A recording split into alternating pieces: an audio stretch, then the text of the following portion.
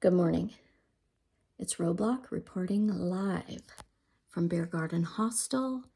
I'm about a quarter of a mile from the Appalachian Trail, or less. It's probably like 100 yards. I'm back here at the hostel, starting day 22. Gonna hike up to the Burke's Garden Hostel. I'm back to hostel hopping. At least one more hostel for tonight. And today is going to be 12 and a half, 13 miles to the hostel. My friends dropped me off here a little while ago. I just emptied my bear can out to get rid of food because I have entirely too much food. And collected my electronics bag that I left here accidentally the other day. And yeah, here we are. Let's go hiking. There's a bunch of cores in the creek, unopened.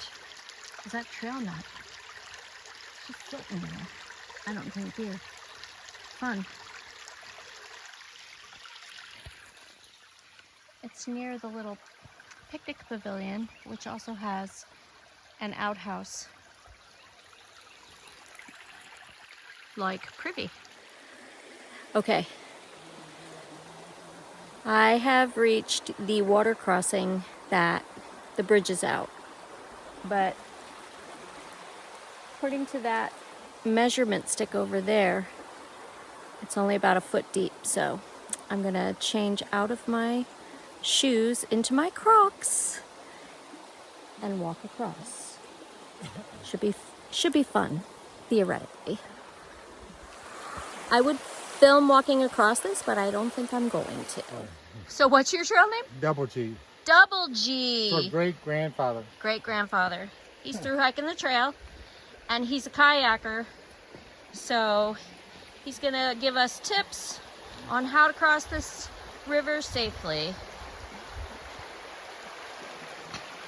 So the first thing is, when you put your backpack on, make sure your waist belt is unbuckled. So if you fall in the water, you can get your pack off quickly. Chest strap unbuckled, loosen your shoulder straps. So if you fall, you just slip your shoulder straps off. When you cross the stream, you want to go horizontal to the current. So you basically just want to go straight across because you're going to have a stronger stance in that position. You do not want to face downstream. If you fall downstream, if you fall facing downstream, you run the risk of having your toes pushed up underneath the rock, and that's called a foot entrapment, and you drown almost instantly if there's any kind of a current. So at most, you should face upstream, but that makes you more unstable because your feet are upstream. It'd be easy for the current to push you over backwards. So you just stand sideways to the current. If you look at the water, if you see ripples, you have to judge if the current's too fast versus advantage or disadvantage versus going somewhere that's a little more shallow. If you see no current, like at this stream where the rope is, that's called an eddy, and that water's going to be a lot deeper than down here. So it's a judgment call. And if you fall in deeper water, you're more at risk to going underwater, stuck in your backpack. If you fall in shallow water, it's not that big deal if the current's not real fast. Higher water, faster current, you fall in moving water, you're going to get washed downstream. This particular stream, that water's so slow, you're not moving anywhere. Especially with the pack on, it's going to be too heavy. Cool. I think that's about it. Thanks, Double G. You bet. All right, I'm gonna go across. All right, I made it to the other side. There's Double G. My whitewater crossing teacher. Yep, made it. It's cold. The water's really cold.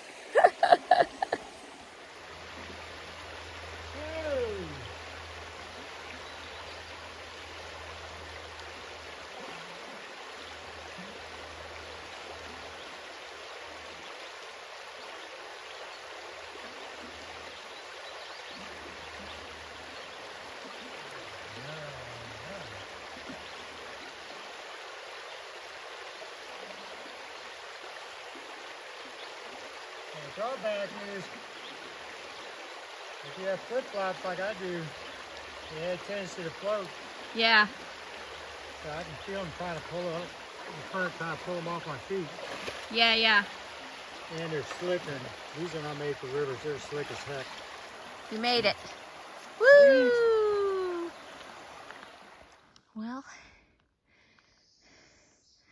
let's see. Obstacle. I could take my pack off and just slide through underneath. Maybe. Yeah, that might be good. I decided to go over it. It wasn't so bad. I don't know what my hair's doing. Now it's doing this. I love this little clip. It's like perfect. This is a pretty narrow ravine, I bet you. This could be really dangerous in a very major rainstorm. Looks like perfect shape for flash flooding. I'm just saying. Well, I just ran into a thru hiker who is doing the marathon hike. So when you get to Bear Garden Hostel, they sponsor a marathon hike. They will drive you more than 26 miles up the trail, and if you make it back, or if you commit to doing the hike, you stay there one more night, and Burke makes you a chocolate cake to enjoy after you do the marathon. So that's just a fun side thing that you can do at Bear Garden Hostel. And yeah, no, I don't want to do a marathon. I mean, if I were through hiking, I might do a marathon just for fun. But I'm not through hiking, I'm section hiking. So it would probably be painfully hard for me. I think the longest distance I've hiked on the trail was last year, and it was like 19 miles. And that was the day before the last day that I was on the trail. Look at this beautiful trail magic. A trash can in the middle of nowhere. So nice. Almost at the top.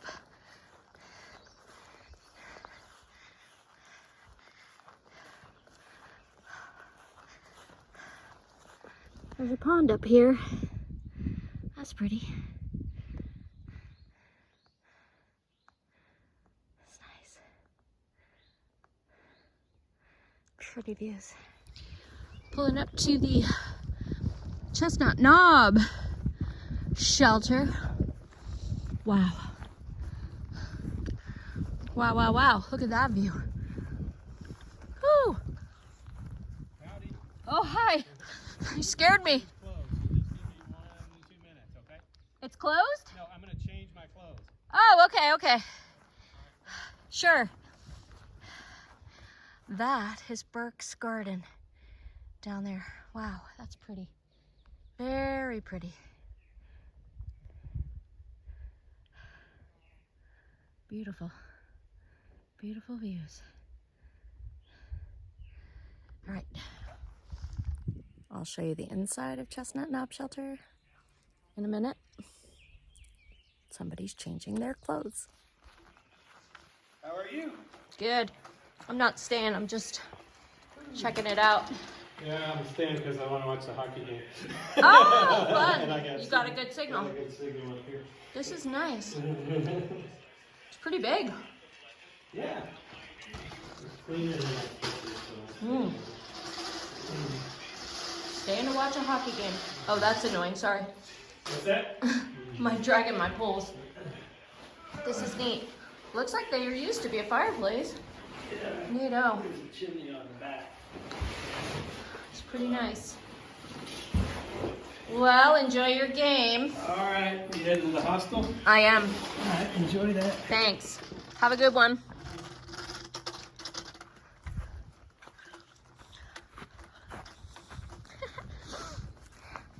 We're entering the Bear Town Wilderness. Somebody's shooting at that sign. Look at all the holes. Look at all the holes in it. That's crazy. You can see light through it.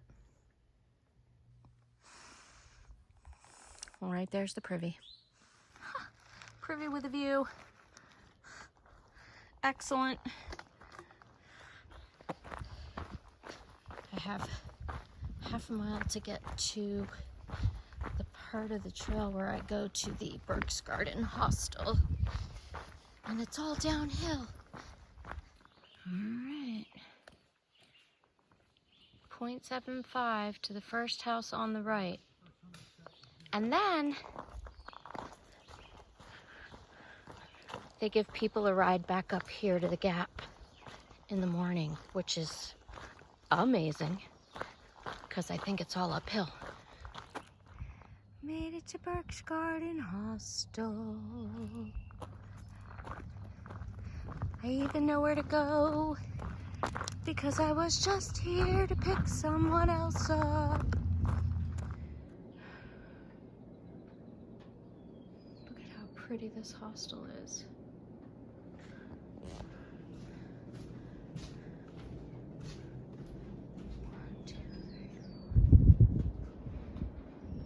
There's 8 singles, 1 double, and there's a private room. And the view out the window is really pretty. So nice. This is the downstairs. You got a couple of hammock chairs. And there's a private room over there. And nice. This is so cute. Two toilet stalls. And laundry's included. And 2 shower stalls. I mean, they have done a beautiful job with this. It's gorgeous. And then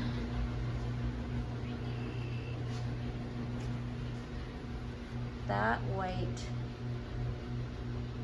barn shed is a store where you can resupply, and they've got really nice things. Backpacker meals, all the junk food and candy you could want. There's soda pop. Yes, I said soda pop.